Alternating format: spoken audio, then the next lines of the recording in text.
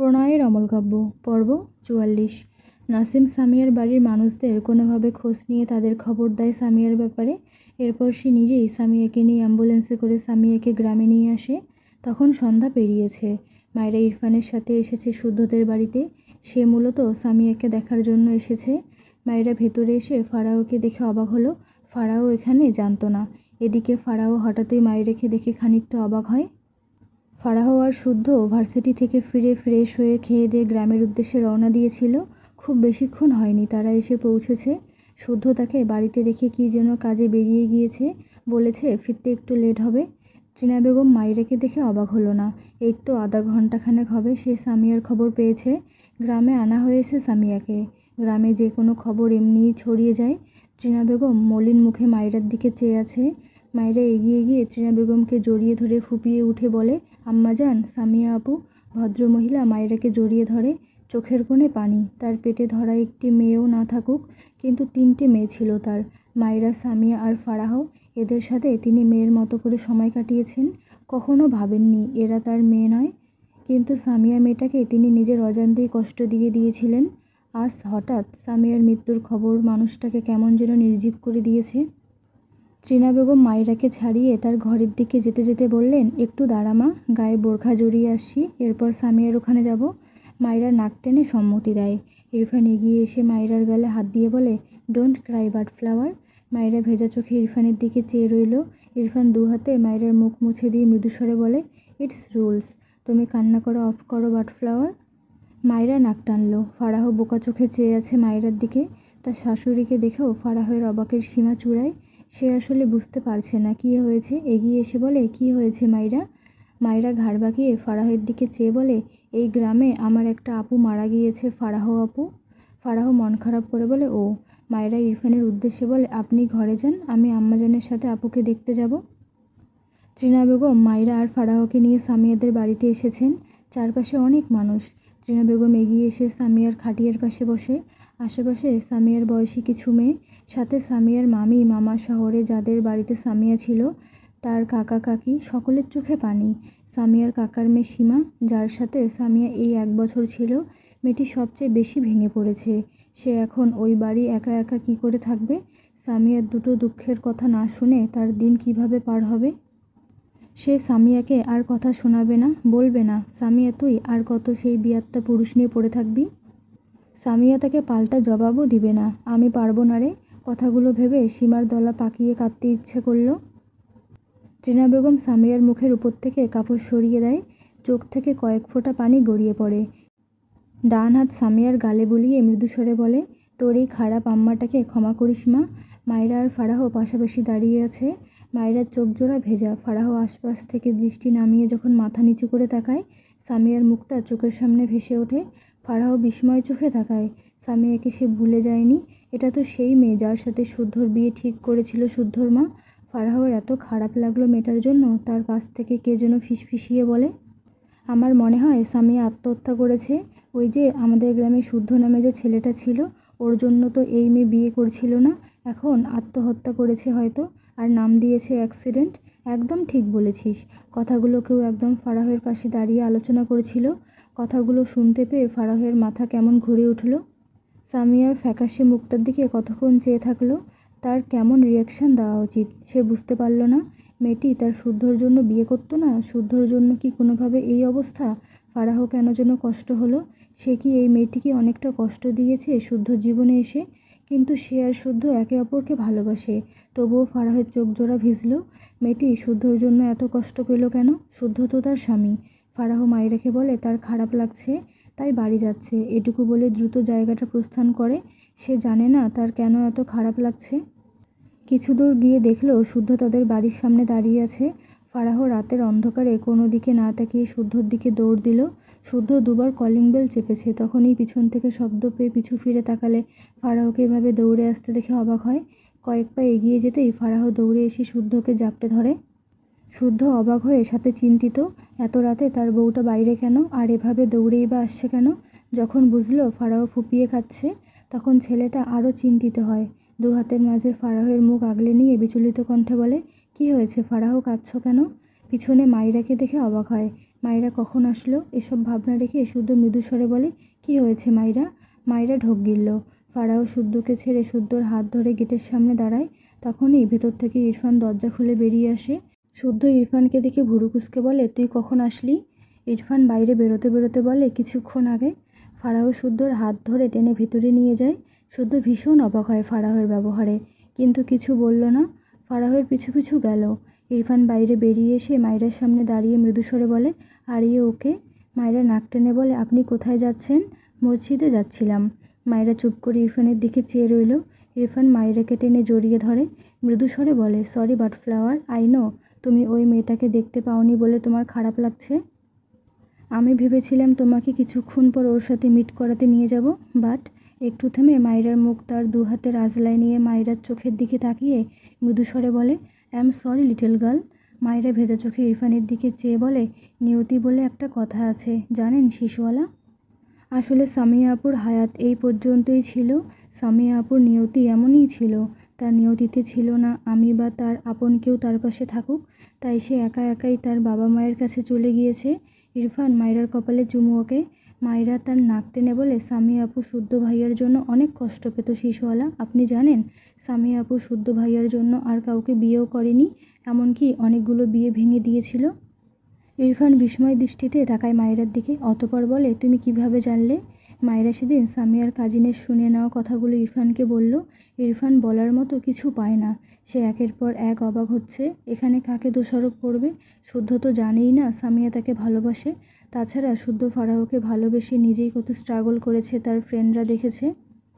মাঝখান থেকে সামিয়ার জন্য ভীষণ খারাপ লাগলো তার। মায়রা ইরফানের বুকে মাথা রেখে বলে, নামাজের পর আপুকে কবর দিবে, আপনি জানাজায় যাবেন শিশুওয়ালা প্লিজ। ইরফান মায়রার মাথায় চুমু ওকে মৃদুস্বরে বলে, যাবো বাটফ্লাওয়ার, আর কাঁদবে না ওকে? ফারাহ ঘরে এসে সেই থেকে ফুপিয়ে কাঁদছে। শুদ্ধ অসহায় চোখে চেয়ে আছে ফারাহের দিকে। কি হয়েছে তার পাখিটার? সে তো ভালো হাসি খুশি বউকে বাড়িতে রেখে গেল, বাড়ি এসে এমন করছে কেন? শুদ্ধ ফারাহকে আগলে নিয়ে বলে, এই ফারাহ পাখি, কি হয়েছে বলো? আমি কি কোনো ভুল করেছি এজন্য কাঁদছো? ফারাহ ভেজা চোখে শুদ্ধর দিকে চেয়ে বলে, আমি তোমাকে অনেক ভালোবাসি। শুদ্ধ ফারাহকে শক্ত করে জড়িয়ে নিয়ে বলে, আমিও আমার ফারাহ পাখিকে অনেক ভালোবাসি তো। এভাবে কাঁদলে আমার কষ্ট হয় পাখি, কি হয়েছে বলো আমাকে? ফারাহ নিজেকে সামলে আবারও বলে, তুমি আমাকে ভালো না বাসলে আমি তোমাকে চাইতাম না। শুদ্ধ ফারাহের দিকে বেশ কিছুক্ষণ চেয়ে থাকলো। এরপর মৃদু হেসে বলে, আমি ভার্সিটি লাইফে কখনো তৃপ্তি করে ঘুমাতে পারিনি জানো ফারাহ, কারণ আমি জানতাম আমি তোমার বাবার স্ট্যাটাসে না যেতে পারলে তুমি অন্য কারোর বউ হবে। এই একটা ভাবনা আমার লাইফ থেকে ঘুম কেড়ে নিয়েছিল। একটু থেমে আবারও বলে, ইরফান বেশ ভালো স্টুডেন্ট ছিল, আমি খারাপ ছিলাম ঠিক তাও না, কিন্তু থাকে না প্রতিটা মানুষের একটা লিমিটেশন, আমারও লিমিটেশন ছিল। আমি টপার হতে পারতাম না, এভাবে চললে কিভাবে হয়? আমি ভার্সিটি লাইফে রাতে কখনো 5 ঘন্টাও ঘুমাইনি, প্রচুর পড়তাম। মাঝে মাঝে ইরফানেরা বাইক রাইডে যেত, আমি মেসে থেকে যেতাম, পড়তাম। না পড়লে ফারাহ পাখিকে কিভাবে পেতাম বলো তো? কম ঘুমানোর অভ্যাস হয়ে গিয়েছিল। কথাগুলো বলে আবারও থামলো। এরপর ফারাহকে ছেড়ে শার্টের বোতাম খুলতে খুলতে বলে, ফাইস আমার বিজনেসে সাপোর্ট কখন করেছিল জানো? আমি ভার্সিটি লেকচারার হওয়ার পর। এর আগে আমাকে দেওয়া তার শর্ত ছিল, আমি এস্টাবলিশ হতে না পারলে তোমাকে অন্য কারোর সাথে বিয়ে দিয়ে দেওয়া হবে। ফারাহ অবাক হয়ে তাকায় শুদ্ধর দিকে। শুদ্ধ গায়ের শার্ট খুলে রেখে ফারাহের সামনে দাঁড়িয়ে বলে, ফাইজ ভাই হিসেবে তার জায়গায় ঠিক, আমার তার প্রতি কখনো অভিযোগ ছিল না, এখনও নেই। তুমি আমার নিয়তিতে ছিলে, আমি পেয়েছি, কিন্তু ভীষণ ভালোবেসেছিলাম তোমায়, অনেকটা স্ট্রাগলও করেছি। তোমাকে আমি ফ্রিতে পাইনি ফারাহ পাখি, তাই তোমাকে ভালোবাসার কোশ্চেন আর কখনো এভাবে করবে না। আমি কষ্ট পাই। কথাটা বলে শুদ্ধ ফারাহের দিকে চেয়ে মৃদু হাসলো। এরপর ওয়াশরুমে যেতে যেতে মিটিমিটি হেসে বলে, স্পেশাল আইসক্রিম এনেছি তোমার জন্য, খেয়ে বলবে কিন্তু কেমন। ফারাহ কিছু বলল না, অবাক হয়ে শুদ্ধকে শুধু দেখলো। পরদিন বিকালে নাসিম আর তার মা এয়ারপোর্টে দাঁড়িয়ে আছে, আর ঘণ্টাখানেক পর তাদের ফ্লাইট। নাসিম মূলত ইরফানের সাথে সব ঠিকঠাক করতে বাংলাদেশে এসেছিল, কিন্তু ঘটনাটা উল্টো হয়ে গেল। সে এক বন্ধুকে ফেরত পেতে এসেছিল, অথচ এখানে এসে আরও একজনকে বন্ধু হিসেবে না পাওয়ায় আফসোসের পাল্লা বাড়ল। বেশ কিছুক্ষণ পর মেয়ে কণ্ঠে নাসিম বাম দিকে ফিরে তাকায়। অন্তরাকে দেখে অবাক হলো না। গতকাল সে অন্তরাকে কল করেছিল। অনেক দিন পর অন্তরার সেই আগের নম্বর খোলা পেয়ে কল করেছিল, টুকটাক কথা বলেছিল। এরপর এখানে আসতে বলে। অন্তরা এগিয়ে এসে নাসিমের মাকে সালাম দেয়, টুকটাক কথা বলে। এরপর নাসিমের মা খানিক দূরে গিয়ে বসলে নাসিম অন্তরার দিকে তাকায়, অন্তরা নিজেও তাকায় নাসিমের দিকে। দুজনেই কিছুটা বিব্রত বোধ করে। তাদের লাস্ট দেখা ছিল, নাসিম অন্তরাকে বেশ কয়েকটা থাপ্পড় দিয়েছিল। নাসিম গলা ঝেড়ে বলে, থাপ্পড়ের জন্য সরি বলবো না, ওটা তোর প্রাপ্য ছিল, কাজটা ঠিক করিসনি। বারবি ডল মারা যেতে পারত, যেখানে তোর ক্রেডিট 50% থাকতো। আর বারবি ডলের কিছু হলে ইরফান সত্যি পাগল হয়ে রাস্তায় ঘুরতো। তুই বারবি ডলের কথা না ভাবলেও আমাদের ফ্রেন্ড ইরফানের কথাটা একবার ভাবতি। অন্তরা দীর্ঘশ্বাস ফেলল, মৃদু স্বরে বলে, আমি তোদের কাছে অনেক খারাপ মেয়ে, তাই না? নাসিম অন্তরার দিকে চেয়ে বলে, খারাপ কাজ করে ভালো মেয়ের খেতাব কেউ পায়? অন্তরা মলিন হেসে বলে, ভালোবেসে তোর মতো মহান হতে অনেকেই পারে, কিন্তু ভালোবেসে খারাপ কজন হতে পারে? আমি না হয় বন্ধুদের খাতায় খারাপ মেয়ে হিসেবে থাকলাম, পেছনের কারণটা যখন ভালোবাসা তখন এই খারাপ হওয়ার উপাধিটুকু আমার খারাপ লাগে না। একটু থেমে আবারও বলে, ইরফান তোকে এত কথা শোনায়, ইগনোর করে, তবুও তুই ওর কথা ভাবিস কেন? নাসিম হাসলো, প্যান্টের পকেটে হাত রেখে বলে, আমাদের ফ্রেন্ডশিপ ছোটোবেলার, তোর সাথে পরিচয় অল্প কয়েক বছরের, তাই তুই আমাদের চিনলি না। স্পেশালি ইরফানকে একটুও চিনিস না। ইরফান বারবি ডলের পিছে লাগার জন্য ওর আপন ফুফাতো ভাইকে হসপিটালে বেডে পাঠিয়েছিল 7 মাসের বেশি সময়ের জন্য। আর আমি ওর রক্তের কেউ না, তবুও সুস্থ সবলভাবে হেঁটে বেড়াই। কানেকশানটা বুঝতে হবে। শুদ্ধ পিছন থেকে বলে, আরে এটা অন্তরা নাকি? কোন গুহা থেকে বেরোলি? অন্তরা পিছু ফিরে শুদ্ধকে দেখে মৃদু হেসে বলে, কেমন আছিস? শুদ্ধ অসহায় কণ্ঠে বলে, ফারাহ ওর সেকেন্ড শাশুড়ি ছাড়া ভালো নেই। আমার একটাই বউ, আমি কেমনে ভালো থাকি বল? তুই কেমন আছিস মা? এই তো আছি। হারিয়েছিলি কোথায়? তোর ছোট বোনের খোঁজ করতে করতে আমার বউটা আধমরা হয়ে গেল। অন্তরা দীর্ঘশ্বাস ফেলে বলে, চট্টগ্রামে ট্রান্সফার নিয়েছিলাম, ওখানেই ছিলাম। আর নুসরাতের বিয়ে হয়েছে, অস্ট্রেলিয়ায় থাকে। শুদ্ধ মাথায় হাত দিয়ে বলে, আয় হায়, আমার বউ ছাড়া তার বান্ধবীর বিয়ে দিয়ে দিলি? বউটা তো তোদের দুই বোনকে দিয়ে বাথরুমের কমোড পরিষ্কার করাবে রে। বাংলাদেশে বিয়ে দিলে হয়তো একটু ছাড় দিয়ে কাপড় ধুইতো। শুদ্ধর কথায় অন্তরা হাসতে হাসতে বলে, তুই আর ভালো হইলি না ভাই। নুসরাত আর কয়েকদিন পর বাংলাদেশে আসলে আমি ফারাহের সাথে কন্ট্যাক্ট করব। শুদ্ধ হাসলো। অন্তরার ফোনে কল আসায় সে একটু সাইড দিকে যায়। নাসিম শুদ্ধর দিকে চেয়ে আছে। শুদ্ধকে দেখলে তার শুধু সামিয়ার কথা মনে পড়ছে। শুদ্ধ কি জানে না সামিয়া মারা গিয়েছে? ভাবনা অনুযায়ী বলে, তোদের গ্রামে গতকাল একজন মারা গিয়েছে জানিস? শুদ্ধ তার ফোনে ফারাহকে মেসেজ পাঠাতে টাইপ করে, আর 20 মিনিট পর আসছি পাখি, ওয়েট। টাইপ করতে করতে শুদ্ধ বলে, হ্যাঁ কয়েকজন মারা গিয়েছে শুনেছি। তুই আমার গ্রামের মৃত্যুর হার বের করবি নাকি?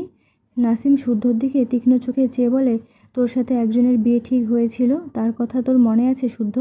শুদ্ধ হেসে বলে, এই বউটা মারাত্মক জ্বালায়, বাট বহু তো ভালো পাখি আমার।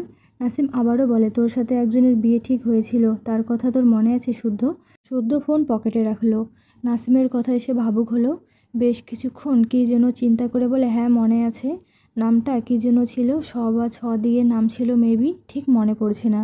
শুদ্ধর কথায় নাসিম হেসে ফেলল শব্দ করে। শুদ্ধ ভুরু কুঁচকে বলে, হাসছিস কেন? আর হঠাৎ তার কথা আক্স করলি কেন? নাসিম মৃদু হেসে বলে, এমনি, তোর জন্য ফারাহ অপেক্ষা করছে যা। শুদ্ধ নাসিমকে জড়িয়ে ধরে বলে, সাবধানে যাস। নাসিম শুদ্ধকে জড়িয়ে বলল, মাঝে মাঝে আমার সাথে একটু দেখা করতে যাস ভাই। শুদ্ধ নাসিমকে ছেড়ে বলে, তুই তো শালা ব্রিটিশ হয়ে গেলি। ব্রিটিশদের আমার অত পছন্দ নয়। দেখা করতে হলে বাংলাদেশি হয়ে আসতে হবে। আমি বাংলাদেশি পোলা, একটা ব্যাপার আছে না? নাসিম শুদ্ধর কাঁধে হাত রেখে বলে, আল্লাহ চাইলে আবার দেখা হবে, দোয়া করিস। শুদ্ধ আবারও নাসিমকে জড়িয়ে পিঠে দুটো থাপ্পড় দিয়ে আবারও নাসিমকে ছেড়ে নাটকীয় ভঙ্গিতে বলে, যা, দোয়া করে দিলাম, তোর কপালে একটা দাজ্জাল বউ জুটুক। আর তোকে উঠতে বসতে বলবে, এই নাসিমা খালা, আমারে ভালোবাসিস কিনা বল। শুদ্ধর কথা বলার ধরনে নাসিম শব্দ করে হাসলো। শুদ্ধর কাঁধে থাপ্পড় মেরে বলে, দেখ ভাই, আমি সুস্থ সবল এক ছেলে, খালা বলবি না একদম, সহ্য হয় না। শুদ্ধ দাঁত কেলিয়ে হাসলো। এরপর মৃদু হেসে বলে, এবার নিজের জীবনটা গুছিয়ে নে। নাসিম মলিন হেসে বলে, মায়ের জন্য একবার চেষ্টা করে দেখব, কিন্তু আমি জানি আমি সফল হব না। শুদ্ধ মৃদু হেসে বলে, চেষ্টা করবি বলেছিস, এটাই অনেক। নাসিম চোখ বুজে বলে, অসম্ভব ভাই। আচ্ছা এসব বাদ দে। ইরফান কোথায় রে? আমার সাথে দেখা করবে না তাই না? শুদ্ধ মাথা নেড়ে বলে, জানি না, সাবধানে যা। এরপর শুদ্ধ তার বাইকের দিকে এগিয়ে যায়। পিছু ফিরে একবার অন্তরের দিকে তাকিয়ে বলে, এই মেরিমা, বাসায় আসিস। আমার বউ সেই রাধে, কিন্তু আমি তোর ছেঁড়া বেড়া রান্না খেতে চাই। তাই চলে আসিস, ডেটল সাবান দিয়ে হাত ধুয়ে আসবি, বুঝলি? শুদ্ধর কথায় অন্তরা চোখ মুখ কুঁচকে তাকিয়ে রইল। নাসিম মৃদু হাসল, শুদ্ধর দিকে চেয়ে রইল। শুদ্ধ জানতেই পারল না সামিয়ার কথাটা।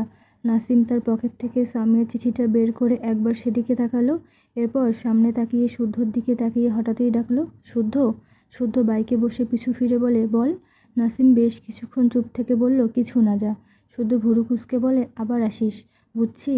আমার শোকে তুই মারাত্মক কষ্টিত। হয় হয়, আমার ডিমান্ড এমনই। নাসিম কিছু বলল না। শুদ্ধ হাত দিয়ে বাই বলে বাইক স্টার্ট দেয়। নাসিম শুদ্ধর দিকে চেয়েই সামিয়ার চিঠিটা পকেটে রেখে দিল। কি দরকার চিঠিটা শুদ্ধকে দেওয়ার? শুদ্ধ তার লাইফ নিয়ে ভালো আছে। সবচেয়ে বড় কথা, ফারাহকে পেতে ছেলেটা নিজেই কত কষ্ট করেছে, কষ্ট পেয়েছে, এখন ভালো আছে। সেখানে সামিয়ার এইটুকু ব্যাপার শুদ্ধর লাইফে এন্ট্রি করানোর কি দরকার? ভালো থাকুক সকলে। তবে একটা কথা ভেবে নাসিমের সত্যিই খারাপ লাগলো। যে মেয়েটা শুদ্ধর জন্য এত কষ্ট করে এই দুনিয়া থেকে বিদায় নিয়ে চলে গেল, সেই মেয়েটার ব্যাপারে শুদ্ধ কিচ্ছু জানে না, এমনকি নামটা পর্যন্ত ভুলে গিয়েছে। কিন্তু তাতে কি?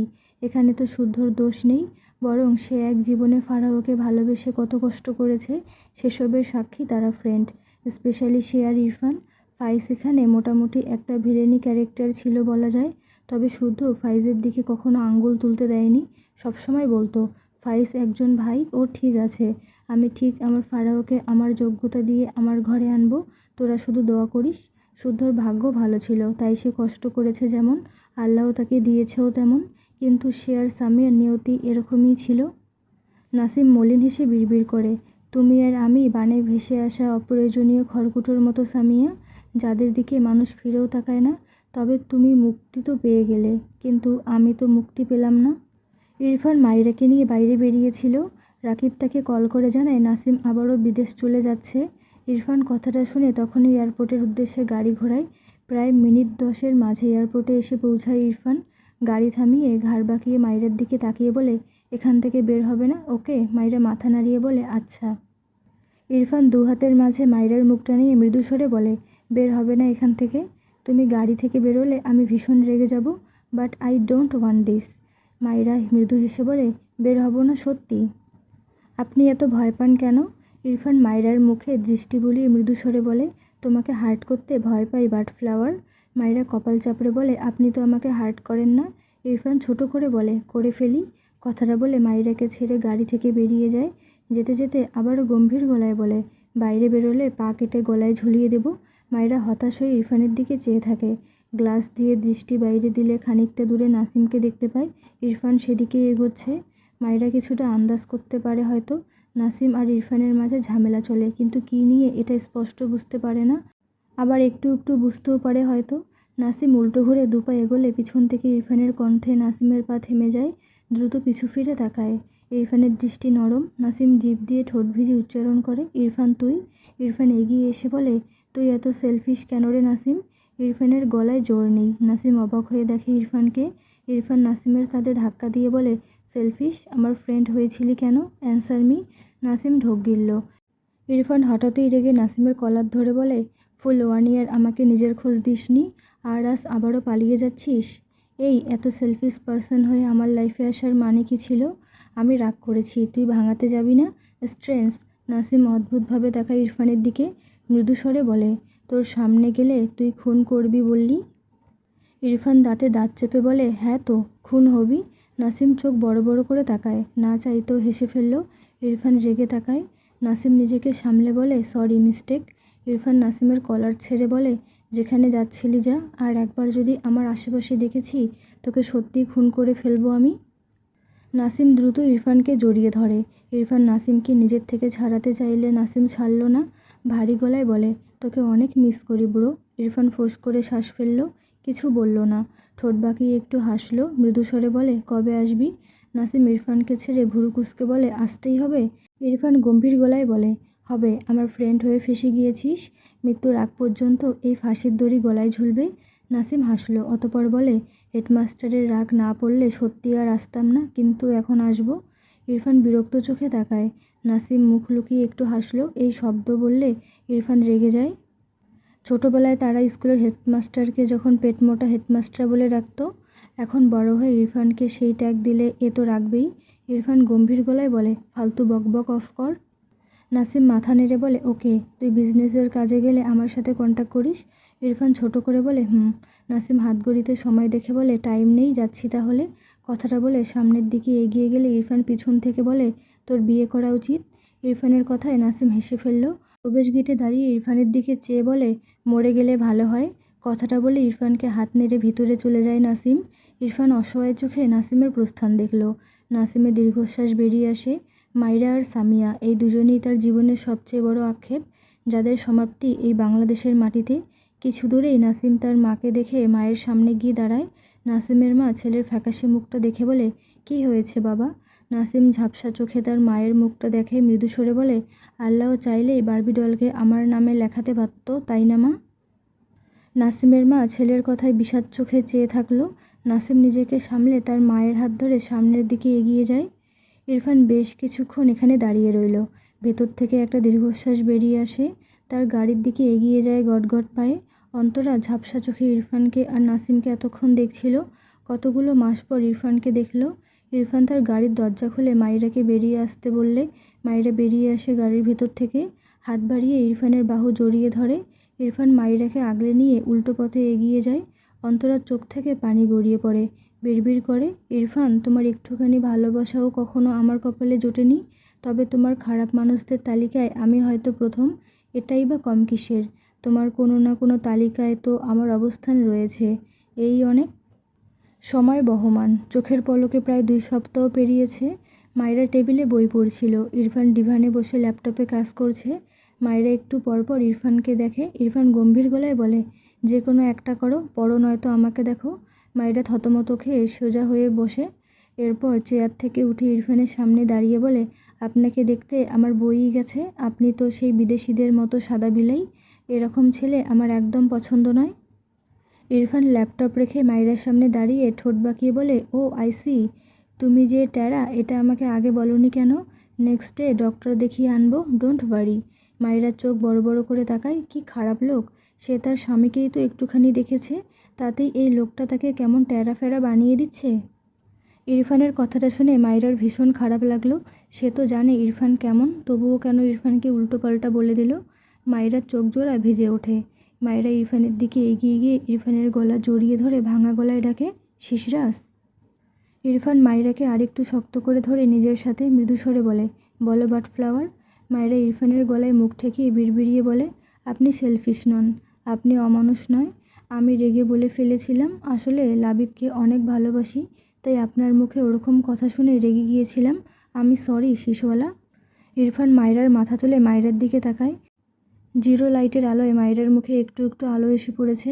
ইরফান মাইরার মুখ মুছে দিয়ে মৃদু স্বরে বলে, চোখের পানি জমিয়ে রাখো, ফিউচারে লাগবে। এক্ষুনি সব শেষ করে ফেলছো কেন? মাইরা বোকা চোখে চেয়ে বলে, কেন? ইরফান মাইরার গলা থেকে ওড়না সরিয়ে পাশে রাখলো। এরপর মাইরার গলার ভাঁজে হাত দিয়ে মৃদু স্বরে বলে, ভার্সিটি উঠলে বোঝাবো। মাইরা তবুও বুঝল না। মাইরা মুখ ফুলিয়ে বলে, আপনি আমাকে কাঁদাবেন কেন? আমি না আপনার বউ? বউদের হাসাতে হয়, জানেন না? ইরফান তীক্ষ্ণ চোখে চেয়ে বলে, সব বোঝো, জাস্ট আমাকে হার্ট করার সময় সব ভুলে যাও। হোয়াই? হাজব্যান্ডদের হার্ট করতে নেই, জানো না? মায়েরা মিনমিন করে বলে, সরি, আসলে আপনার রাগ তো কমে গিয়েছে। আমার মনে হয় আপনার ওই রাগগুলো আমার ভেতর ট্রান্সফার হয়ে এসেছে, তাই ভুলভাল বলে ফেলি। তাহলে এটা কি আমার একার দোষ হলো বলুন? ইরফান চোখ মুখ কুঁচকে বলে, স্টুপিড। মায়েরা ইরফানের গলা জড়িয়ে ধরে মিটমিটিয়ে হাসলো। একটু পর ইরফানের কানের কাছে মুখ নিয়ে মৃদু স্বরে বলে, ভালোবাসি শিশিরাস। ইরফান হাতের বাঁধন শক্ত করলো। মায়েরা ইরফানের থেকে পাল্টা উত্তর না পেয়ে ইরফানের কানের আগায় দাঁত বসায়। ইরফান বাঁ হাতে মায়েরার কপালে হাত রেখে ঠেলে বলে, স্টুপিড, কী করছো? মায়েরা ইরফানের কান ছেড়ে মুখ বাঁকালো। তেরা লোক একটা, কখনো তাকে ভালোবাসি তো বলেই না। সে বললেও অ্যান্সার দেয় না। দু হাতে ইরফানের গলায় জড়িয়ে ধরে চোখ বুঝল। ইরফান কানের আগায় হাত বোলালো। বাদর তো কামড়ায় না। এই স্টুপিড বউটা বাদরের সাথে সাথে ইঁদুরও। মাইরা কলেজ থেকে এসে বেডের উপর মুখ ফুলিয়ে বসে আছে। ইরফান শাওয়ার নিয়ে বেরিয়ে রেডি হয়ে নিল। আর চোখে মাইরার ফুলিয়ে রাখা মুখ দেখে একটু চিন্তিত হলো। অফিস যাওয়ার জন্য গায়ে ব্লেজার সহ ফর্মাল ড্রেসে নিজেকে রেডি করে মাইরার সামনে গিয়ে দাঁড়ালে মাইরা মুখ ফিরিয়ে নিল ইরফানের দিক থেকে। ইরফান চোখ ছোট ছোট করে বলে, হোয়াট হ্যাপেন? কী প্রবলেম তোমার? মাইরা তাকালো না ইরফানের দিকে। ইরফান মাইরাকে টেনে তার দিকে ফিরিয়ে মাইরার মুখ তার দু হাতের মাঝে নিয়ে বলে, কী হয়েছে? আমার সাথে কথা বলছো না কেন স্টুপিড? মাইরা আরও মুখ ফুলায়। ইরফান বুঝতে পারছে না সে আসলে করেছেটা কি। মাইরা চোখ নামিয়ে রেখেছে। ইরফানের কেমন অসহায় লাগলো। মেয়েটা এক সেকেন্ড শান্ত থাকলে তার নিজেকে কেমন পাগল পাগল লাগে। ইরফান আবেগী স্বরে ডাকে, বউ। মাইরার সাথে সাথে চোখ তুলে তাকায় ইরফানের দিকে। ইরফান মাইরার চোখের দিকে তাকায়, মৃদু স্বরে বলে, আমি কি করেছি বউ? মাইরার কেমন অদ্ভুত অনুভূতি হয়। হাঁটুতে ভর দিয়ে দু হাতে ইরফানকে জড়িয়ে ইরফানের বুকে মাথা রেখে বলে, আপনার অফিসের জন্য আপনি শুধু আমাকে ভুলে যান? ইরফান মাইরার মাথায় চুমুকে মৃদু হেসে বলে, ভুলে যাই না। কি চাই তোমার বলো? তোমার ইচ্ছে পূরণ করে দেন অফিস। তুমি চাইলে সব ক্যান্সেল করে দেব। মাইরা মাথা উঁচু করে ইরফানের দিকে তাকায়। থুতনি ইরফানের বুকে ঠেকানো। জিভ দিয়ে ঠোঁট ভিজিয়ে বলে, আপনি মনে করুন আমার কি চাই আপনি জানেন। ইরফান মাইরার দিকে চেয়ে ভাবতে লাগলো মাইরা কি চাইতে পারে। সে বুঝতে পারছে না ঠিক। এই তো গাড়ি থেকে নেমে ঘরে আসা পর্যন্ত ঠিক ছিল। এইটুকু টাইমের মাঝে কি চাইছে মাইরা? বেশ কিছুক্ষণ পর বুঝতে না পেরে অসহায় কণ্ঠে বলে, আমি বুঝতে পারছি না বাটফ্লাওয়ার, তুমি বলো। মাইরা ইরফানকে ছেড়ে বেডের উপর পা ছড়িয়ে বসে। এরপর মন খারাপ করে বলে, হ্যাঁ হ্যাঁ, এভাবেই সব ভুলে যাবেন। তারপর একদিন আমাকেও। ইরফান ঝট করে মাইরাকে টেনে মাইরার ঠোঁটজোড়া আঁকড়ে ধরে। মাইরা বেচারি একটুও বুঝতে পারেনি ইরফান এমন তুফানের গতিতে কাছে আসে কেন, মেয়েটি বুঝে পায় না। ইরফান বাঁ হাতে মাইরাকে টেনে তার সাথে জড়িয়ে নেয়। ডান হাত মাইরার চুলের ভাঁজে দিয়ে রাখে। বেশ অনেকক্ষণ পর মাইরা ছাড়া না পেয়ে ইরফানকে ঠেললে ইরফান বিরক্ত হয়, তবে ছাড়ল না মাইরাকে। দু হাতে মাইরার কোমর জড়িয়ে মাইরাকে টেনে মাইরার দুপা তার দুপাশে দিয়ে কোলে তুলে নেয়। মাইরা দু হাতে ইরফানের গলা জড়িয়ে ধরে। ইরফান মাইরাকে এভাবে নিয়ে হেঁটে গিয়ে ডিভানের উপর মাইরার সহ সে বসে পড়ে।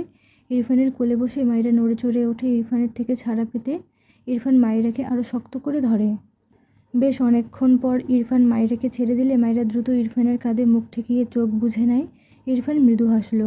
মাইরার কাঁধে পড়ে থাকা চুলগুলো সরিয়ে দিয়ে কাঁধে গাঢ় করে একটা চুমু ওকে। এরপর গলায় মুখ গুজে মৃদু স্বরে বলে, ইউ নো বাটফ্লাওয়ার, আমি আমার বাটফ্লাওয়ারকে ডেইলি 24 আওয়ারের প্রতি 1440 মিনিট অ্যান্ড প্রতি 86,400 সেকেন্ড ফিল করি। মাইরা ঢোক গিলল। ইরফান মাইরার গলায় ছোট ছোট চুমু ওকে।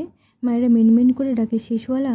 ইরফান মাইরাকে নিজের দিকে টেনে জড়িয়ে নেয়। মৃদুস্বরে বলে, বউ একটু আদর করি। মাইরা কেঁপে ওঠে। ইরফান বুঝতে পেরে একটু হাসল। মাথা তুলে মাইরার বন্ধ চোখ মুখে দৃষ্টি বুলায়।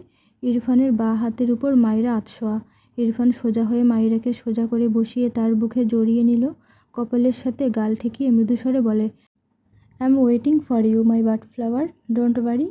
মাইরা চোখ খিচে রাখল। ইরফান মাইরা ঠোঁটজোড়ায় আঙ্গুল রেখে মৃদুস্বরে বলে, রেডি হয়ে নাও বউ, ফুচকা খাওয়াতে নিয়ে যাব। মাইরা সাথে সাথে চোখ মেলে ইরফানের দিকে তাকায়। গতকাল ইরফান তাকে ফুচকা খাওয়াতে নিয়ে গিয়েও নাসিমের সাথে দেখা করে বাড়ি চলে এসেছিল। আজকেও কলেজ থেকে আসার সময় খাওয়ায়নি, তাই মাইরার মন খারাপ হয়েছে। মাইরা সোজা হয়ে বসে অবাক হয়ে বলে, আপনার মনে আছে? ইরফান ঠোঁট বাঁকিয়ে হাসে। মাইরাকে ডিভানের উপর বসিয়ে দিয়ে সে উঠে দাঁড়ায়। এরপর ডান হাতের দু আঙ্গুলের সাহায্যে মাইরার নাক টেনে বলে, কিচ্ছু ভুলি না আমি, ফার্স্ট রেডি হয়ে নাও। কথাটা বলে পকেট থেকে ফোন বের করে ফোনে ব্যস্ত হয়। মাইরা খুব খুশি হয়। ডিভান থেকে উঠে দ্রুত আয়নার সামনে গিয়ে রেডি হয়ে নেয়। এরপর ইরফান মাইরাকে নিয়ে বেরিয়ে যায়। ইরফান মাইরাকে রেস্টুরেন্টে নিয়ে যাবে, কিন্তু মাইরা রেস্টুরেন্টে যাবে না। সে রাস্তার পাশের ফুচকা খাবে। ইরফান হতাশার শ্বাস ফেলে বলে, তুমি এত জেদি কেন বাটফ্লাওয়ার? মাইরা মুখ বাঁকিয়ে বলে, আচ্ছা খাবো না, বাড়ি চলুন। কথাটা বলে মাইরা দু হাত আড়াআড়িভাবে গুজে রাখে। ইরফান স্টিয়ারিংয়ে ডান হাত রেখে ফোঁস করে শ্বাস ফেলে। মাইরার দিকে চেয়ে গম্ভীর গলায় বলে, আমি জেদি মেয়েদের লাইক করি না। মাইরা চোখ ছোট ছোট করে বলে, জেদি মেয়েদের লাইক করতে কে বলেছে? আপনি আপনার জেদি বউকে লাইক করবেন, বুঝেছেন? ইরফান ঠোঁট বাঁকিয়ে বলে, but I don't like you. Myra রেগে থাকা ইরফানের দিকে। ইরফান কিছু বলল না। গাড়ি থেকে বেরিয়ে অপর পাশের দরজা খুললে মাইরা বেরিয়ে আসে। এরপর ইরফান মাইরার হাত ধরে একটি ফুচকার দোকানে নিয়ে যায়। মাইরা 4 প্লেট ফুচকা দিতে বলে রাস্তার পাশে রাখা চেয়ারে বসলো। ইরফান মাইরার পাশে দাঁড়িয়ে রইল। মাইরা ইরফানের হাত ধরে বলে, আমার পাশে বসুন। ইরফান সাথে সাথে বলে, নো। মাইরা বসা থেকে দাঁড়িয়ে ইরফানের সামনে দাঁড়িয়ে বলে, আমার পাশে বসবেন না কেন আপনি? ইরফান উত্তর করে, এখানে না। মাইরা ইরফানের হাত ধরে বলে, আসুন আমার পাশে বসুন বলছি। ইরফান আশেপাশে তাকিয়ে বলে, স্টুপিড, আমি যেখানে সেখানে বসি না। মাইরাও সাথে সাথে বলে, বসতে হবে। ইরফান হতাশ চোখে মাইরার দিকে চেয়ে থাকে। মাইরা ইরফানকে টেনে তার পাশের চেয়ারে বসিয়ে মাইরা ইরফানের পাশে বসে। ইরফান অদ্ভুতভাবে চেয়ে আছে। জীবনে এসব জায়গায় বসেনি, বসা তো দূর, দাঁড়িয়েছে কিনা কখনো তাও মনে পড়ে না। আর এই স্টুপিড বউটার জন্য কত কিছু করতে হচ্ছে তাকে। কিছুক্ষণের মাঝে মাইরার সামনে একটা প্লেট বাড়িয়ে দিলে মাইরা প্লেটটি হাতে নেয়, একটি প্লেট ইরফানের হাতে দেয় আর একটি পাশের চেয়ারে রাখে। দ্বিতীয় প্লেটটি থেকে মাইরা খাওয়া স্টার্ট করে। ডান দিক ফিরে তাকালে দেখলো ইরফান তার দিকে কেমন করে যেন তাকিয়ে আছে। মাইরার প্রায় 5টি ফুচকা খাওয়া শেষ। অনেক ঝাল দিয়ে খাওয়ায় মাইরার চোখ মুখ অনেকটা লাল হয়ে গিয়েছে, সাথে ঠোঁটজোড়া টকটকে লাল, যা চোখে লাগছে খুব। মাইরা আরেকটি ফুচকা মুখে পুরে ইরফানের দিকে চেয়ে ইশারায় বলে কি। ইরফান ঢোক গিলল। ডান হাতের বুড়ো আঙুল মাইরা ঠোঁটজোড়ায় রেখে মৃদু স্বরে বলে, আমি তোমার লিপস খেতে চাই বউ। তখনই একটি ছেলে হাতে আরেকটি ফুচকার প্লেট নিয়ে এগিয়ে দিয়ে প্লেটটি নিতে বলে। মাইরা ইরফানের দিকে চোখ বড় বড় করে তাকায়। ইরফান বিরক্ত হলো। ডান হাত বাড়িয়ে ছেলেটির থেকে ফুচকার প্লেটটি নিয়ে ছেলেটি চলে যায়। ইরফান প্লেট দুটো তার পাশের চেয়ারে রেখে মাইরার দিকে চেয়ে বলে, ফার্স্ট ফিনিশ করো বাটফ্লাওয়ার, আই ওয়ান্ট টু ইট। মাইরা চেঁচিয়ে ওঠে, চুপ। ইরফান বুড়ো কুঁচকে তাকায়। মাইরা কাঁদো কাঁদো মুখ করে গলা নামিয়ে বলে, আপনি আসলেই একটা অসভ্য লোক। আপনি কি আমাকে একটু খেতেও দিবেন না? এটা রাস্তা জানেন না? ইস, আমি এখন এখান থেকে উঠে কাউকে মুখ দেখাবো কি করে? ইরফান বিরক্তি কণ্ঠে বলে, কাউকে মুখ দেখানোর প্রয়োজন নেই, আমাকে দেখালেই হবে, ফার্স্ট খাও। মাইরা মুখ ভেঙচি দিল, অসভ্য লোক একটা। একটা প্লেট শেষ করে আরেকটি প্লেট নিয়ে ইরফানের সামনে একটা ফুচকা ধরলে ইরফান চোখ মুখ কুঁচকে বলে, আমি এসব খাই না। মাইরা ভেতর থেকে প্রায় সবগুলো মরিচ ফেলে দিল। জাস্ট দুটো মরিচের টুকরা রেখে ইরফানের সামনে নিয়ে বলে, দেখুন আমি ভালোবেসে আপনাকে দিচ্ছি, একদম নাক মুখ কুঁচকাবেন না বলে দিলাম। এমন ভাব করেন যেন আমি গু খাচ্ছি। ইরফান দ্বিগুণ মুখ কুঁচকায়, ধমকে বলে, এসব বাজে কথা অফ করবে না তুমি? মায়েরা ইনোসেন্ট ফেস বানিয়ে বলে, এমন করেন কেন? আপনি না আমাকে লিটল গার্ল বলেন? আমার জন্য একটা ফুচকা খেলে কি হবে? মরিচ দিইনি সত্যি। ইরফান শীতল দৃষ্টিতে তাকায় মাইরার দিকে। সময় নষ্ট না করে হাঁ করলো, যেন মাইরা একটা রিমোট একটুখানি আবদার করলো। অমনি ইরফান হাঁ করলো। মাইরা বেশ খুশি হয়ে ইরফানের মুখে ফুচকা পুরে দেয়। ইরফানকে তার কী যে ভালো লাগে ইরফানের অপছন্দের জিনিসগুলো। সে একবারের জায়গায় দুবার বললে ইরফান কি সুন্দর সব মেনে নেয়। ইরফানকে খাওয়াতে খাওয়াতে পুরো 1 প্লেট ফুচকা সব খাইয়েছে মাইরা। ইরফান ফোনে মগ্ন ছিল। মরিচ ছাড়া দেওয়ায় বেচারা ধান্দাতে এতগুলো খেয়ে নিয়েছে বুঝতেই পারেনি। মাইরা সবগুলো ইরফানকে খাইয়ে ইরফানের দিকে তাকিয়ে রইল। ইরফানের হঠাৎ খেয়াল আসতেই মাইরার দিকে তাকালো, এরপর মাইরার হাতের প্লেটের দিকে তাকালো। খুব বুঝলো সব সেই খেয়ে নিয়েছে। দৃষ্টি ঘুরিয়ে মাইরার দিকে চেয়ে ছোট করে বলে, সরি। মায়েরা ইরফানের এক্সপ্রেশন দেখে শব্দ করে হেসে ফেলল। নিজেকে সামলে হেসে বলে, পুরো 1 প্লেট ফুচকা খাইয়েছি আপনাকে, বুঝলেন তো? মাইরা পারে না এমন কিছু নেই। কথাটা বলে হাতের প্লেট রেখে আরেকটি প্লেট নিয়ে মাইরা খাওয়া স্টার্ট করে। ইরফান ফোনের দিকে চেয়ে ঠোঁট বাঁকিয়ে একটু হাসলো। মাইরা সব ফুচকা খাওয়া শেষ করে ইরফান বিল মিটিয়ে মাইরার হাত ধরে তাদের গাড়ির দিকে এগিয়ে যায়। মায়েরা ইরফানকে এতগুলো ফুচকা খাওয়াতে পেরে ভীষণ খুশি। তার স্বভাবসুলভ উৎফুল্ল মেজাজে কথা বলতে বলতে ইরফানের হাত ধরে এগিয়ে যায়। হঠাৎই ইরফানের কানে ভেসে আসে একটি বাক্য, ওই মেয়েকে বিছানায় না নিয়ে আমার দম নেব না, হেব্বি মাল। ইরফান ডান পা সামনের দিকে বাড়িয়েও পিছিয়ে নেয়, ঘাড় বাঁকিয়ে ডান দিকে তাকায়। একটি 24-25 বছরের ছেলে মায়ের দিকে চেয়ে ফোনে কথা বলছে। মুহূর্তে ইরফানের মাথায় রক্ত উঠে যায়। চোখ বুঝলো। মায়েরা ইরফানের হাত ধরে বলে, কি হয়েছে, দাঁড়িয়ে পড়লেন কেন? ইরফান চোখ খুলে মায়ের দিকে তাকায়, এরপর আবারও আশেপাশে তাকায়। বিকেল গড়িয়ে সন্ধ্যার আমেজ নামবে ভাব। আশেপাশে তেমন মানুষজন নেই। ইরফান ছোট করে বলে, চলো। এরপর মায়ের হাত ধরে তার গাড়ির কাছে গিয়ে গাড়ির দরজা খুলে দিয়ে মাইরাকে বসতে বললে মাইরা উঠে বসে।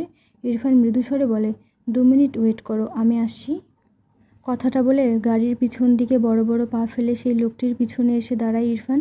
হঠাৎই লোকটির কান থেকে ফোন নিয়ে তার কানে নিয়ে শক্ত গলায় বলে, your time is up Souvik. কথাটা বলেই ফোন আছড়ে ফেলে। সামনের লোকটি পালানোর জন্য পা বাড়ালে ইরফান লোকটির কলার ধরে টানে। রেগে কিছু বলতে গিয়েও থেমে যায়। লোকটির কলার ছেড়ে মৃদু হেসে বলে, আমার সাথে এসো। লোকটি অবাক হয়ে ইরফানের দিকে চেয়ে আছে।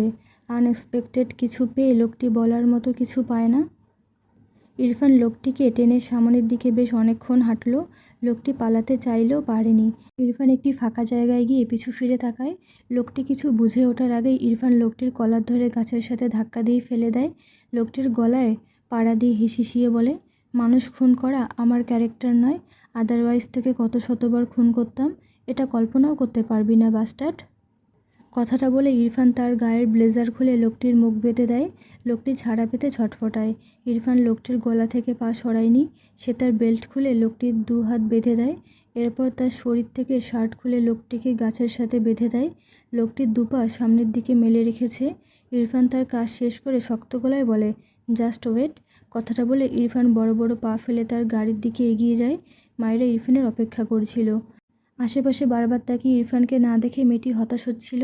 হঠাৎই ড্রাইভিং সিটে ইরফানকে বসতে দেখে মায়েরা অবাক হয়ে তাকায়। ইরফানের গায়ে কিচ্ছু নেই। মায়েরা চোখ বড় বড় করে বলে, আপনার শার্ট ব্লেজার সব কই? ইরফান কিছু বলল না, দৃষ্টি সামনে রেখে গাড়ি স্টার্ট দেয়। মায়েরা অবাক হয়ে বলে, অদ্ভুত তো, আপনি কাপড় কোথায় খুলে রেখে আসলেন? ইরফান মায়েরার দিকে তাকালো না। কিছু দূর যেতেই মায়েরার সামনের দিকে দৃষ্টি পড়লে দেখলো একদম তাদের গাড়ির সামনে একটি লোক গাছের সাথে বাঁধা অবস্থায় বসানো।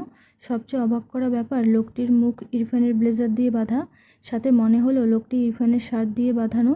মায়েরা অবাক চোখে তাকায় ইরফানের দিকে। ভীতু কণ্ঠে বলে, গাড়ি থামান প্লিজ, ওই লোকটার সামনে। মায়েরার কথা যেন ইরফান শুনতেই পায়নি। গাড়িটি লোকটির থেকে খুব বেশি দূরে নয়। মায়েরা ইরফানের দিকে তাকিয়ে ইরফানের হাত ঝাঁকিয়ে বলে, শিশিরাজ কী করছেন? গাড়ি থামান, গাড়ি থামান প্লিজ, ওই লোকটা মরে যাবে তো। ইরফান মায়েরার কথা শুনল না, বরং গাড়ির বেগ বাড়িয়ে সামনে বেঁধে রাখা লোকটির পায়ের উপর দিয়ে গাড়ির চাকা তুলে দেয়। মায়েরা চেঁচিয়ে ওঠে। মেয়েটি ভয়ে প্রায় কেঁদে দিয়েছে। ইরফানের দৃষ্টির নচ্চর নেই। শক্ত চোখে চেয়ে গাড়ির স্টিয়ারিং আরও শক্ত করে ধরে। এরপর গাড়ি ব্যাকে নিয়ে গিয়ে আবারও লোকটির পা দুটোর উপর গাড়ির চাকা তুলে দেয়। এভাবে পুরো 6বার লোকটির দু পায়ের উপর গাড়ির চাকা তুলে দেয়। লোকটির মুখ বাঁধা থাকায় তার আওয়াজ বের হয় না, তবু অস্ফুট স্বরে গোঙানির আওয়াজ আসে। মায়ের নিজেকে দিশেহারা লাগে। এগিয়ে এসে দু হাতে ইরফানের গলা জড়িয়ে ধরে ভীতু কণ্ঠে বলে, শিশিরাজ থামুন প্লিজ, এমন করবেন না, আমার ভয় করছে, থামুন। ইরফান গাড়ির ব্রেক কষল। বেশ কিছুক্ষণ চোখ বুজে নিজেকে শান্ত করল। এরপর দু হাতে মায়েরাকে টেনে তার কোলে বসিয়ে দেয়। দু হাতে শক্ত করে মায়েরাকে জড়িয়ে নিয়ে মৃদু স্বরে বলে, আমি আছি, ডোন্ট প্যানিক। মায়েরা ইরফানকে ছেড়ে ইরফানের দিকে চেয়ে ভেজা গলায় বলে, আপনি এমনটা কেন করলেন? ইরফান ডান হাতে মায়েরার চোখের কোণে লেগে থাকা পানি মুছে দিয়ে মৃদু স্বরে বলে, ও আমার বার্ড ফ্লাওয়ারকে নিয়ে বাজে কথা বলেছে। মায়েরা অবাক হয়ে বলে, তাই বলে এমন করবেন? ওনাকে হসপিটালে নিয়ে যান। ইরফান তীক্ষ্ণ চোখে মায়েরাকে দেখে।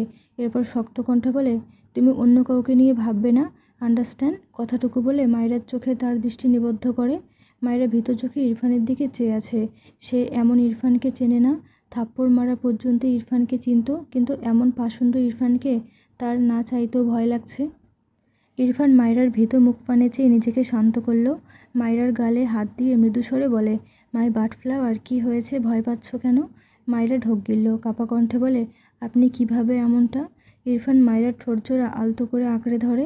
মায়রা চোখ বুঝে নেয়। কিছুক্ষণ পর ইরফান মায়রাকে ছেড়ে মৃদু স্বরে বলে, ভয় পাচ্ছ কেন বার্ড ফ্লাওয়ার? ইউনো, আমি তোমাকে জাস্ট আদর করতে পারি, হার্ট করতে পারি না। কথাটা বলে ইরফান মায়রার ডান হাত তার বুকের বাঁ পাশে চেপে নরম গলায় বলে, বার্ড ফ্লাওয়ার, তার শিশিরাজকে ছাড়া অন্য কারো কথা ভাবলে এখানে ক্ষত সৃষ্টি হয় লিটল গার্ল। তুমি জাস্ট আমাকে নিয়ে ভাববে, জাস্ট আমার মাঝে সীমাবদ্ধ থাকবে বার্ড ফ্লাওয়ার। কি আবেগ মাখা আবদার! মায়রার চোখ জোড়া ভরে ওঠে। ডান হাত বাড়িয়ে ইরফানের গালে হাত রেখে ভেজা কণ্ঠে বলে, আপনি এত ভালোবাসেন কেন আমায় শিশিরাজ? ইরফান মায়রার হিজাব আলগা করে মায়রার গলায় মুখ গুজে শ্বাস টানে। গলার ভাঁজে শব্দ করে দুটো চুমু খেয়ে বিড়বিড়িয়ে বলে, I don't love you bird flower. মায়েরা কান্না ভেজা চোখে একটু হাসলো। দু হাতে ইরফানের গলা জড়িয়ে ধরে মুখ বাঁকিয়ে বলে, মিথ্যুক। মায়েরার আবারও লোকটির কথা মনে পড়ল, কিন্তু ইরফানকে বলার সাহস পাচ্ছে না। সে জানে এই কথা বললে ইরফান ভীষণ রেগে যাবে। তার ভাবনার মাঝে ইরফান পকেট থেকে ফোন বের করে রাকিব নামের কাউকে কল করে এখানে আসতে বলে লোকটিকে হসপিটালে নিয়ে যাওয়ার জন্য। তবে সবচেয়ে লো কোয়ালিটির হসপিটাল প্লাস একদম নর্মাল ট্রিটমেন্ট দেয় এমন জায়গা নিশ্চিত করতে বলেছে। মায়েরা অবাক না হয়ে পারল না। এই ইরফানকে মায়েরা নতুন চিনল। ইরফানের এই নতুন রূপ মায়েরাকে খানিকটা ভীত করে। ইরফান মায়েরার মাথায় চুমু খেয়ে গাড়ি স্টার্ট দেয়। মায়েরা ইরফানের বুকে মাথা রেখে চোখ বুঝল। পরদিন রাত তখন 8টা। শুদ্ধ তার অফিস থেকে ইরফানের অফিসে এসেছে। মাঝে মাঝেই তার বাড়ি যাওয়ার সময় ইরফানের অফিস হয়ে যায় সে। আজও এসেছে। নাসিমের সাথে কথা বলতে বলতে ইরফানের অফিস রুমে প্রবেশ করে। ইরফান ল্যাপটপে কাজ করছে, শুদ্ধকে দেখল, তবে কিছু বলল না। শুদ্ধ এগিয়ে এসে ইরফানের সামনের চেয়ারে বসে আরও বেশ কিছুক্ষণ নাসিমের সাথে কথা বলে কল কেটে দেয়। টেবিলের উপর থেকে একটি বন্ধ ল্যাপটপ নিয়ে অন করে শুদ্ধ। এরপর নাসিমকে ভিডিও কল দিয়ে ইরফানের দিকে চেয়ে বলে, আয় আয়, নাসিমের নাকি তোকে ছাড়া কিডনি জ্বলছে। ইরফান ভুরু কুঁচকে চেয়ে আছে শুদ্ধর দিকে। ওপাশ থেকে নাসিম কল রিসিভ করলে শুদ্ধ মিটিমিটি হেসে বলে, এই নাসিমা খালা, স্বীকার কর তো, তোর ইরফানকে ছাড়া কিডনি জ্বলছে না। আমার সত্য বেশি হয়ে গিয়েছে বুঝলি, সত্য কথার দাম নাই, তাই কেউ আমায় বিশ্বাস করতে চায় না। নাসিম উপাস থেকে বিরক্ত হয়ে বলে, তুই ভালো হ শুদ্ধ, নয়তো তোর কপালে বাচ্চা নাই বলে দিলাম। শুদ্ধ চোখ ছোট ছোট করে বলে, বেদ্যপ, উল্টাপাল্টা অভিশাপ দিলে এক থাবড়া খাবি। নাসিম কিছু বলল না। শুদ্ধ বসা থেকে দাঁড়িয়ে ইরফানের দিকে ল্যাপটপ ঘুরিয়ে ইরফানের পাশে যেতে নিলে হাতের সাথে লেগে কি যেন পড়ে যায়। হাতের উপর দু ফোঁটা কিছু পড়তেই শুদ্ধ মগো বলে চেঁচিয়ে ওঠে। জায়গাটা জ্বলে গেল মনে হচ্ছে। ইরফান ভুরু কুঁচকে শুদ্ধর দিকে তাকায়। শুদ্ধ হাতের জায়গাটা ডলে দ্রুত পায়ে ওয়াশরুমে যায়। নাসিম অবাক হয়ে বলে, শুদ্ধর কি হলো? ইরফান ভাবলেশীনভাবে বলে, এসে দেখে যা। নাসিম কিছু বলতে গিয়ে থেমে যায়। ইরফানের হাতের দিকে নজর পড়লে জহুরি চোখে তাকিয়ে ইরফানের উদ্দেশ্যে বলে, এই ইরফান, তোর হাতে কি হয়েছে? ইরফান কিছু বলে না। শুদ্ধ ওয়াশরুম থেকে বেরিয়ে এসে ইরফানের উদ্দেশ্যে বলে, কে এনে রেখেছিস রে? হাতে একটু পড়েছে না? পড়েনি, তাতেই মনে হচ্ছে চামড়া খুলে যাচ্ছে। ইস! বলতে বলতে এগিয়ে এসে টেবিলে কাত হয়ে থাকা ছোট বোতল হাতে তুলে দেখল বোতলের গায়ে লেখা সালফিউরিক অ্যাসিড। শুধু ইরফানের দিকে চেয়ে অবাক হয়ে বলে, কিরে, তুই সায়েন্টিস্ট হওয়ার স্বপ্ন দেখছিস নাকি? এসব বিজ্ঞানীদের জিনিস তোর এখানে কোন পায়ে হেঁটে আসলো শোনা? ইরফানের দৃষ্টিতে ল্যাপটপে। নাসিম কলের উপাস থেকে চিন্তিত কণ্ঠে বলে, শুদ্ধ, ইরফানের হাত চেক কর দ্রুত। শুদ্ধ নাসিমের কথা শুনে অবাক হয়। হাতের বোতলটি টেবিলের উপর রেখে ইরফানের পাশে দাঁড়িয়ে বলে, তোর হাত কই দেখি। ইরফান বিরক্ত চোখে চেয়ে বলে, যাবি তোরা, ডিস্টার্ব করছিস কেন? নাসিম বলে, শুদ্ধ, ওর কথা শুনিস না, ওর হাত চেক কর। ইরফান নাসিমের দিকে রেগে তাকায়। নাসিম পাত্তা দিল না। শুদ্ধ জোর করে ইরফানের হাত টেনে ধরে বিস্ময় দৃষ্টিতে তাকায়। বেচারা নিজেই ভয় পেয়ে যায়। সাথে সাথে ইরফানের হাত ছেড়ে অবাক হয়ে বলে, ইরফান, তোর হাতের এই অবস্থা কী করে? তোর হাতে কি সালফিউরিক অ্যাসিড পড়েছিল? নাসিম শুদ্ধর কথা শুনে বিস্ময় দৃষ্টিতে তাকায় ইরফানের দিকে। রেগে বলে, ইরফান, তুই ইচ্ছে করে করেছিস এটা, তাই না? শুদ্ধ মাথায় হাত দিয়ে ঝিম মেরে দাঁড়িয়ে আছে। ইরফানের হাতের চামড়ার অস্তিত্ব খুঁজে পাওয়া যাচ্ছে না। মনে হচ্ছে এর হাত গলে গিয়েছে। কেউ টাচ করলেই ইরফানের চামড়া উঠে আসবে। থেমে থেমে বলে, তুই কি পাগল? কি করেছিস এসব? হঠাৎই রেগে চিল্লিয়ে বলে, এই বেয়াদব, এসব কি করেছিস? ইরফান শুদ্ধর দিকে বিরক্ত চোখে তাকায়। এদের রিয়াকশন দেখে মনে হচ্ছে সে মরে গিয়েছে। বসা থেকে দাঁড়িয়ে বেরিয়ে যেতে যেতে বলে, তোদের আর কাজ নেই? নাসিম অসহায় চোখে চেয়ে বলে, শুদ্ধ, ওকে গাড়ি চালাতে দিস না, যা। ও গাড়ি চালালে ওর হাতের সব চামড়া তো গাড়ির স্টিয়ারিংয়ে লেগে যাবে। শুধু দ্রুত পায়ে বাইরে যেতে গিয়েও নাসিমের দিকে চেয়ে বলে, আমি জানি ও ইচ্ছে করে এমন করেছে। ওকে খুব ভালো করে চিনি, কিন্তু কেন এমন করেছে তুই জানিস? নাসিম মলিন গলায় বলে, মেবি বারবি ডলের জন্য। ও একটা পাগল, ওকে ডক্টর দেখাবি। শুদ্ধ আর কিছু বলল না, দ্রুত পায়ে বেরিয়ে যায় রুম থেকে। নাসিম দীর্ঘশ্বাস ফেলে। এত অসহায় লাগছে নিজেকে। ইরফান এরকম কেন করেছে? শুদ্ধ ইরফানের পিছু পিছু গিয়েও ইরফানকে পায় না। ও চলে গিয়েছে। শুদ্ধ হতাশ হলো। ইরফান এমন কেন? শুদ্ধ সত্যিই তো ভাবার মতো কিছু খুঁজে পায় না, আর না তো বলার মতো। ইরফান অফিস থেকে ফিরে শাওয়ার নিয়ে বেরিয়ে ডিভানের উপর ল্যাপটপ নিয়ে বসেছে। অফিসের অসমাপ্ত কাজে ব্যস্ত হয়েছে। মায়েরা একটু আগেই নিচে গিয়েছে। ইরফান কিছু বলেনি, কিন্তু সে দু হাতে ঠিক করে কাজ করতে পারছে না। এই কারণে সে বিরক্ত। ল্যাপটপে টাইপ করছে, অথচ হাত চলছে না। তীব্র জ্বলুনির সাথে অসহনীয় ব্যথা। অথচ ইরফানের মুখে এর কোনো ছাপ নেই। চোখে মুখে বিরক্তি নিয়ে ডান হাত মেলে একবার চোখ বুলায়। প্রথমে হাত ছিল সাদা, এরপর লাল টকটকে ছিল, এখন ধীরে ধীরে কেমন বাদামি কালার হয়ে যাচ্ছে। হাতের চামড়া এত নরম হয়ে গিয়েছে, শাওয়ার নিতে গিয়ে অনেকটা চামড়া কেমন নাই হয়ে গিয়েছে। ইরফানের মুখাবয়ব স্বাভাবিক। মায়েরা 2 মিনিট হলো ঘরে এসে ইরফানের পিছনে দাঁড়িয়েছিল। সে ইরফানের পিছনে দাঁড়িয়েছিল দুষ্টুমি করতে, কিন্তু ইরফানের হাতের অবস্থা দেখে মায়েরার চোখে মুখে বিস্ময় ভর করে। অবাক হয়ে কাঁপা কণ্ঠে বলে, আপনার হাতে কি হয়েছে শিশুওয়ালা? মায়েরার কণ্ঠ পেয়ে ইরফান দ্রুত পিছু ফিরে তাকায়। মায়েরা পিছন থেকে ইরফানের সামনে এসে দাঁড়ায়। সামান্য ঝুঁকে ইরফানের দুহাত মেলে ধরে কাছ থেকে দেখে আঁতকে ওঠে। গল্প চলবে।